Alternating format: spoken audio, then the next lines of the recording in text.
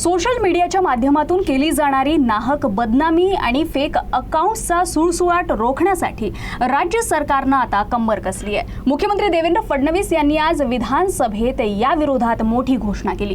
Social मीडियावरील बदनामीकारक मजकुराला लगाम घालण्यासाठी police महासंचालकांच्या नेतृत्वाखाली एक विशेष समिती स्थापन करण्यात येणार आहे।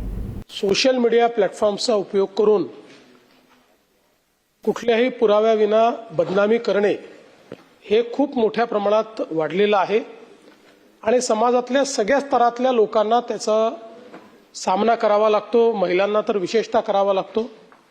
आणि म्हणून या संदर्भात कायद्यामध्ये काही बदल किंवा तरतूद करता येईल का हे पडताळून पाहण्याकरता राज्याचे जे डीजी आहेत त्यांच्या अध्यक्षतेखाली एक कमिटी तयार करण्यात येईल आणि त्यांच्या रिकमेंडेशन प्रमाणे पुढची कारवाई केली जाईल। या संदर्भात मुख्यमंत्री महोदय एकच सजेशन असं आहे की इन्फॉर्मेशन टेक्नॉलॉजी ऍक्ट खाली सेक्शन 66A मला वाटतं त्यावेळेला असं डेफर्मेटरी काहीही आपण इंटरनेटवर टाकलं तर यापूर्वी अरेस्ट करायची तरतूद होती, त्यानंतर ती आपण शिथिल केली आणि ती प्रोव्हिजन आपण काढली।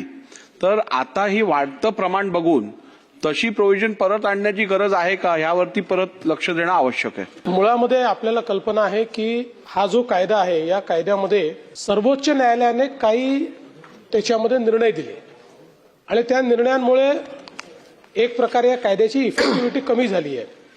दुसरं, पूर्वी IT ऍक्ट सोबत आपण IPC किंवा आताचा BNS लावायचो, तेही आता लावता येत नाही, त्याच्याही संदर्भात सुप्रीम कोर्टाने आणि म्हणून आता याला कायदेशीर इंटरव्हेन्शन हेच आवश्यक आहे। त्यामुळे आपण जसं सांगितलं तेही या समितीच्या कार्यकक्षेत देऊन आपल्याला स्टेट ऍक्ट, स्टेट अमेंडमेंट जे काही करता येईल त्या संदर्भात ते करण्याचा प्रयत्न